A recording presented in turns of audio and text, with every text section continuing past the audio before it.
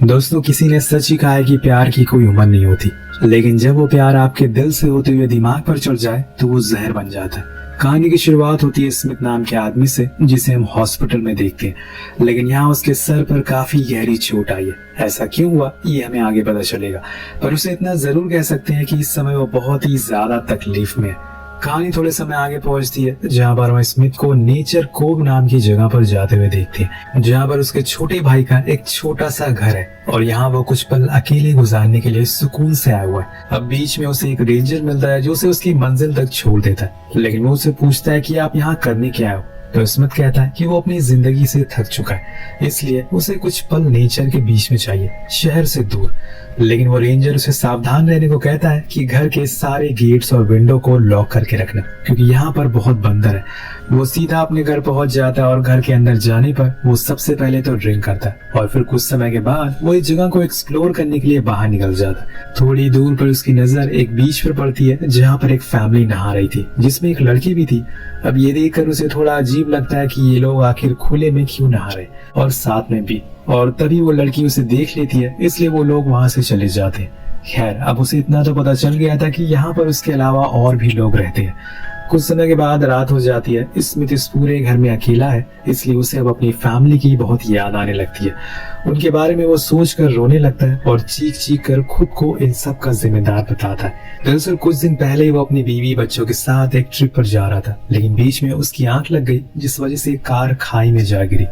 उसकी लापरवाही की वजह से उसका पूरा परिवार खत्म हो गया, पर लकीली वो कैसे भी करके यहाँ पर जिंदा बच गया। लेकिन जब तक वो जिंदा रहेगा उसके सीने पर ये बोझ हमेशा बंधा रहेगा।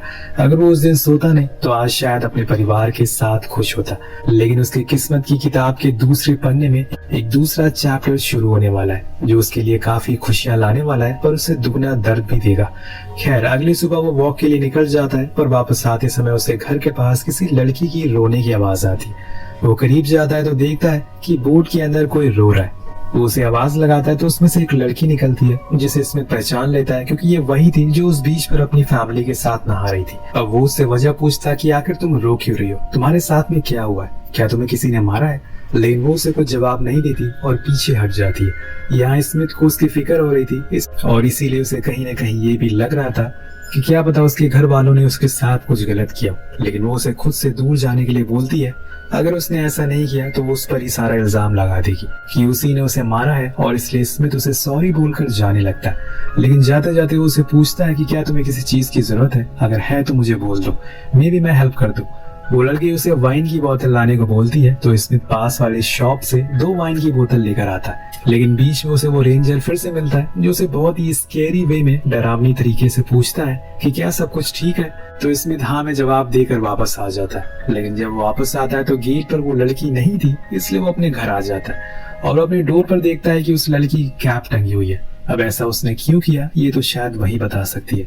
मे बी वो स्मिथ से दोस्ती करना चाहती हो, या फिर ये उसका किसी तरह का मैसेज हो कि वो यहाँ से भागना चाहती हो। कुछ भी हो सकता है, लेकिन जो भी होगा हमें आगे पता चलेगा। कुछ समय के बाद रात हो जाती है तो स्मिथ खाने के लिए टेबल पर बैठता है, लेकिन उसी समय उसे कुछ हलचल सुनाई देती है। उसे लगता है कि शायद कोई घर के अंदर बंदर घुस गया और इसीलिए वो उसे मारने के लिए धीरे धीरे करके गेट के पास जाता है। लेकिन वहाँ कोई भी बंदर नहीं था और इसलिए वापस आकर सो जाता है। लेकिन जब से वो इस घर में आया है तब से लेकर आज तक उसे अच्छी नींद कभी नहीं आई है, क्योंकि हमेशा उसे अपनी फैमिली की याद सताती रहती है। अगली सुबह वो एक बार फिर से बीच पर जाता है, जहाँ उसे एक बच्ची बैठी हुई मिलती है। उसे देखकर वो अपनी बेटी के बारे में सोचने लगता है कि कभी किसी समय पर वो भी अपनी बेटी के साथ ऐसे ही समय बिताया करता था। अब उसका ये रोज का रूटीन हो चुका था। वो ऐसे ही अकेले बैठकर खुद की गलतियों को सोचता रहता था और इसी दौरान वहाँ पर वो लड़की एक बार फिर अपने परिवार के साथ आ जाती है। लेकिन उसे देखकर लग रहा था कि वो किसी से डरी हुई है। अब इसमें तो उसे उसकी चोट के बारे में पूछता है, लेकिन वो कुछ भी नहीं बताती। उल्टा उसके डैड तो उसे बहुत ही गलत तरीके से मारते हैं और उसे पूछती है कि ये कौन है।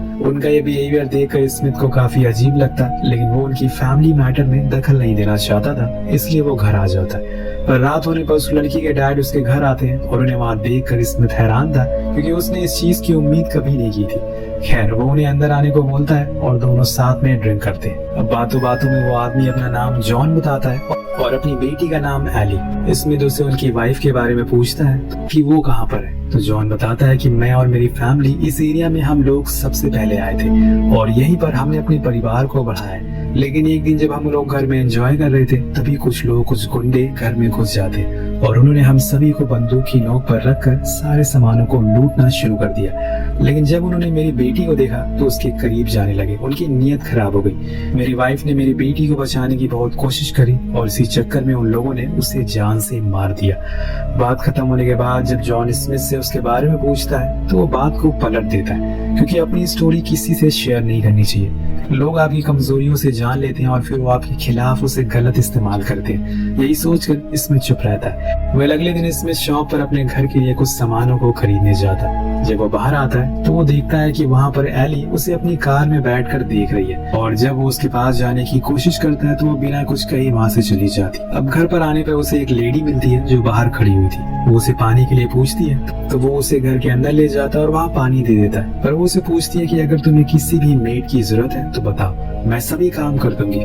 लेकिन स्मिथ मना कर देता है। वो फिर भी जबरदस्ती उसके बर्तन धोना शुरू कर देती है, जिस वजह से उसके हाथ में चोट लग जाती है और स्मिथ ये देखकर डर गया था। वो उसे लेकर फौरन पड़ोस जॉन के घर जाता है, क्योंकि जॉन एक डॉक्टर है। अब वो उसकी मरहम पट्टी करता है, जिसके बाद सभी लोग बैठकर साथ में लंच करते हैं। लेकिन वहाँ पर साइमन, जो कि एली का भाई है, वो म्यूजिक सुनना शुरू कर देता है और उसे अपने खाने को भी फिनिश नहीं किया था। इसलिए उसके डैड उस पर भड़क जाते हैं और इस बात से एली काफी नाखुश हो जाती है। वो उन पर चिल्लाना शुरू कर देती है और यहाँ पर एक लड़ाई का माहौल बन जाता है। लेकिन स्मिथ सभी को शांत कराता है और वो समझ जाता है कि जॉन की फैमिली से ज्यादा उसकी बनती नहीं है और फिर वहाँ से बाहर आ जाता है। उसके पीछे पीछे एली भी आती है और उसे सिगरेट मांगती है। दोनों स्मोक करते हैं और अपने अतीत के बारे में बातें करना शुरू कर देते हैं। यहाँ एली बताती है कि मेरे डैड इन सब चीजों का जिम्मेदार मुझे मानते हैं, क्योंकि जिस दिन हमारे घर पर वो चोर आए थे उस समय मैंने शॉर्ट ड्रेस पहन रखी थी, जिस वजह से वो मेरी तरफ अट्रैक्ट हो गए और मुझे बचाने के चक्कर में मेरी मॉम ने अपनी जान गंवा दी। उस दिन के बाद से उन्होंने कभी भी मुझे अपनी बेटी नहीं माना। वो बस अपना रिश्ता निभाने के लिए मेरे साथ है। वो स्मिथ से उसके बारे में भी पूछती है। हालांकि वो किसी को अपने अतीत के बारे में कुछ नहीं बताता, लेकिन आज वो एली को बता देता है कि वो अपने बेटे की स्कूल ट्रिप से वापस आ रहा था और उनकी कार सीधा खाई में जाकर गिर गई, जिसमें मेरी बीवी, मेरे बच्चे दोनों मारे गए और बदनसीबी है कि मैं उसमें बच गया। मुझे भी मर जाना चाहिए था, लेकिन न जाने ऊपर वाले ने मुझे क्यों जिंदा रखा। ये बताते हुए उसकी आंखों में आंसू आ जाते हैं। उसके बाद वो उसके घर चलने को बोलती है तो वो उसे सीधा अपने घर लेकर आ जाता है, जहाँ पर वो उसकी कैब देने के लिए जाता है। लेकिन एली कहती है कि उसकी तबीयत थोड़ी खराब है, वो थोड़ा सा रेस्ट करना चाहती है। तो स्मिथ उसके लिए कॉफी बनाने चला जाता है। लेकिन जब वो वापस आता है तो देखता है कि वो बिना कपड़ों के खड़ी है और उसे ऐसा करने में कोई शर्म नहीं थी। लेकिन स्मिथ उसको ऐसा करने से मना करता है और उसके कपड़े पहना देता है। पर एली को ये बात अच्छी नहीं लगती। वो चाहती थी कि वो दोनों करीब आए और जब ऐसा नहीं होता तो वो कहती है कि उससे कोई भी प्यार नहीं करता। सभी लोग उसके डैड की तरह। कभी कभी तो वो खुद को मारने की भी सोचती है, लेकिन सिर्फ अपने भाई के लिए रुक जाती है। अब स्मिथ उसे समझाता है कि ऐसा कुछ नहीं है, मैं अभी उस हालात में नहीं हूँ कि तुम्हें सहारा दे सकूं। मेरी लाइफ में बहुत परेशानियां हैं। ये बोलकर वो उसे गले से लगा लेता है और वहाँ से जाने को कह देता है। पर उसके जाने के बाद उसे एली के लिए काफी बुरा लगता है, लेकिन वो आखिर कर भी क्या सकता है। कुछ दिन बाद मेड फिर से उसके घर आती है और यहाँ एली भी अब पहुंच चुकी और यहाँ एली भी उसके घर के बाहर खड़ी थी। दोनों को साथ में देखकर स्मिथ उन्हें कॉफी के लिए इनवाइट करता है, जहाँ पर एली कल के लिए स्मिथ से माफी मांगती है तो उसे माफी कर देता है। जब उसे सिगरेट मांगती है तो वो मना कर देता है। उन दोनों की बातें काफी अजीब होने लगती है, इसलिए वो मेड वहाँ से चली जाती है। जिसके बाद एली स्मिथ से कहती है कि चलो हम वॉक पर चलते, अगर तुम फ्री हो तो मुझे एक अच्छी जगह पता है। अब स्मिथ मान जाता है और फिर दोनों ट्रैक के लिए निकल जाते हैं। बीच में उन्हें वही रेंजर मिलता है जो एली से पूछता है कि ये इंसान कौन है। वो कहती है कि ये मेरे डैड के दोस्त हैं और हम लोग ट्रैक के लिए जा रहे हैं। जिसके बाद वो चले जाते हैं। ये दोनों आगे बढ़ जाते हैं। लंबी चढ़ाई करने के बाद एली स्मिथ को लेकर एक टॉप पॉइंट पर पहुंच जाती है, जहाँ से व्यू बहुत ही खूबसूरत आ रहा था। वो दोनों व्यू को एंजॉय करते हैं। वो उसे ये भी बताती है कि वो यहाँ पर बचपन में काफी आया करती थी जब उसके साथ कुछ बुरा होता था। और तुमने उस दिन मुझसे पूछा था ना कि मेरी आंख पर किसने मारा है, तो वो असल में मेरे डैड ने मुझे पंच किया था। वो मेरे साथ अक्सर ऐसा करते हैं क्योंकि मेरी मॉम की मौत का जिम्मेदार वो हमेशा मुझे ही मानते। अब यहाँ स्मिथ उसे दिलासा देता और समझाता है कि सब कुछ ठीक हो जाएगा। पर यहाँ एली उसके हाथ को किस करने लगती है। ये देखकर इसमें समझ जाता है कि कहीं न कहीं वो उसे पसंद करने लगी, पर वो उसका कोई जवाब नहीं देता। और काफी देर होने के बाद दोनों वापस आ जाते हैं। लेकिन बीच जंगल में स्मिथ भी खुद को रोक नहीं पाता और दोनों करीब आ जाते। पर तभी इसमें देखता है कि जॉन उसके सामने ही बैठा हुआ है बोर्ड पर, और यहाँ एली भी अपने डैड की आवाज सुन लेती है, इसलिए दोनों वहाँ से फौरन अपने अपने घर आ जाते। लेकिन स्मिथ को डर था कि कहीं कुछ अनहोनी ना हो जाए। उसकी अब तबीयत भी खराब होने लगी थी और डर के मारे उसे उल्टियां होना शुरू हो जाती। वो अपने सामानों को पैक करने लगता है क्योंकि अब यहाँ पर रुकना सेफ नहीं है। लेकिन तभी गेट पर जॉन दिखता है, जिसे देखकर वो बहुत डर जाता है। कहीं जॉन ने उसे साथ में देख तो नहीं लिया, लेकिन वो तो उसे असल में डिनर के लिए इनवाइट करने आया था। लेकिन स्मिथ बताता है कि वो सिटी जा रहा है, पर जॉन की बार बार रिक्वेस्ट करने पर वो उसके साथ डिनर के लिए चला जाता है। वहाँ जाने पर जब वो एली को देखता है तो सभी को बताता है कि वो डरबन के लिए निकलने वाला है, जहाँ जाकर वो अपनी एक नई जिंदगी शुरू करेगा। तो एली कहती है कि क्या तुम दूसरी शादी करने वाले हो, और ऐसा बोलते हुए वो उसे सेड्यूस करना शुरू कर देती है और बार बार उसे उकसाती है, ये कहकर कि तुम अपने इस कार की वजह से कोई भी लड़की तुम्हें पसंद नहीं करेगी, हमेशा तुम ऐसे ही अकेले रहोगे। वो दरअसल उसे खुद की इम्पोर्टेंस बताना चाहती थी और उसके इस बर्ताव की वजह से जॉन उसे माफी मांगा। अब यहाँ वो एक तरह से इस जगह पर फंस चुका है। फाइनली डिनर हो जाता है और डिनर के बाद वो सीधा अपने घर आ जाता है। लेकिन स्मिथ के जाने की न्यूज सुनकर एली काफी उदास हो जाती, क्योंकि अगर वो चला गया तो वो एक बार फिर से अकेली पड़ जाएगी। वो स्मिथ को चाहने लगी थी, इसलिए अगली सुबह वो उसे मिलने के लिए जाती है। यहाँ दोनों इंटीमेट होते हैं, लेकिन ऐसा करते हुए उनकी मेड देख लेती है और उसे नीचे बुलाती है। वो स्मिथ को बहुत ही अजीब नजरों से देख रही थी। ऐसा लग रहा था कि मानो वो जॉन को जाकर सब कुछ सच बता देगी, पर ऐसा होता नहीं है। कुछ देर बाद वहाँ जब स्मिथ निकलने वाला होता है तभी जॉन आ जाता है और उसे बताता है कि साइमन मुझे कहीं दिखाई नहीं दे रहा, क्या तुम मेरी मदद कर सकते हो। अब वो कैसे मना करता, इसलिए उसके साथ उसे ढूंढने के लिए निकल जाता है।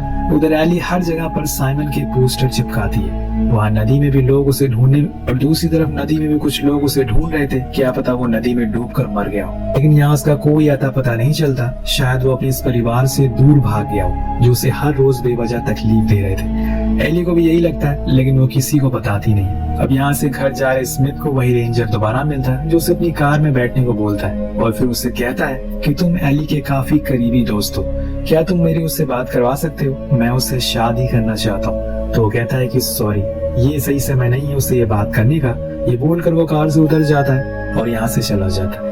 मतलब ये रेंजर भी एली से प्यार करता है और उससे शादी करना चाहता है। अब धीरे धीरे समय बीतने लगता है। एक दिन जब स्मिथ बीच पर होता है तो वहाँ एली भी आती है, उसके साथ बात लेने लगती है। किनारे पर आने पर वो उसे रोते हुए कहती है कि मैं यहाँ पर रहना नहीं चाहती, मुझे अपने साथ कहीं दूर ले चलो, अगर मैं यहाँ पर रही तो खुद को ही मार डालूंगी। अब वो उसे कुछ जवाब दे पाता कि तब तक वहाँ पर जॉन आ जाता है, जो उन्हें साथ में ऐसी हालत में देख लेता है। पर इतने में एली वहाँ से भाग जाती है। स्मिथ भाग नहीं पाता और वहीं रह जाता है। अब वो पानी से बाहर आता है और उन्हें समझाने की कोशिश करता है कि जैसा वो समझ रहे हैं वैसा कुछ भी नहीं है, लेकिन कोई भी इन्हें ऐसी हालत में देखेगा तो समझ जाएगा कि ये क्या कर रहे थे। और गुस्से में आकर जॉन वहीं पड़ी लकड़ी से उस पर हमला कर देता है, जिससे उसके सर पर गहरी चोट लग जाती है। लेकिन स्मिथ कैसे भी करके खुद की जान बचाकर वहाँ से भाग जाता है और जब घर आता है तो देखता है कि वहाँ पर लंगूर बैठा है, जिसने अगर उसे काट लिया तो वो कुछ ही घंटों में मर भी सकता है। इसलिए वो उसे बचकर ऊपर जाने लगता है, पर इतने में वहाँ जॉन आ जाता है। अब दोनों में भयंकर लड़ाई होती है, लेकिन स्मिथ जॉन पर भारी पड़ने लगा था और इतने में वो मंकी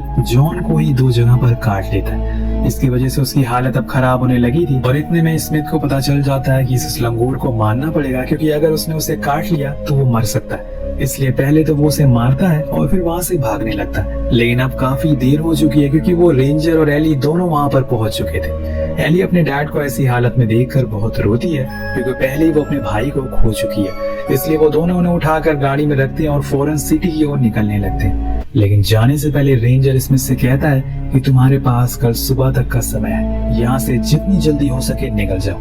पर दूर खड़ी एली को कुछ समझ नहीं आ रहा था कि वो किसके साथ जाए, अपने डैड के साथ या फिर अपने प्यार के साथ। उसने काफी देर सोचकर कार में बैठना सही समझा, क्योंकि अभी डैड से ज्यादा इम्पोर्टेंट उसके लिए कोई नहीं है। अब इस समय पर तो वो जैसे भी है उसके डैड ही है, और ये देखकर स्मिथ पूरी तरह से टूट जाता है। उसने बहुत ही मुश्किल से अपनी जिंदगी पर लगे इस घाव को ठीक करा, पर एक और घाव अब उसकी जिंदगी में लग जाएगा। उधर एली भी अच्छा फील करने लगी थी, उसे एक साथ ही मिल गया था, लेकिन शायद इन दोनों की किस्मत में इतना ही प्यार लिखा था। पर यहाँ हमें एक और चीज पता चल गई है, आप चाहे जैसे भी हालात में हो, अपनी जिंदगी में खुश हैं या दुखी हैं, आपको बस किसी ऐसे इंसान की जरूरत है जो कि आपको दिल से प्यार कर सके, जिसके बाद धीरे धीरे चीजें अपने आप ठीक होने लगती है। वेल इसी के साथ ये कहानी यही खत्म हो जाती है। आपको कहानी कैसी लगी नीचे कमेंट करके हमें जरूर बताएगा। मिलते हैं अगली वीडियो में। पीस।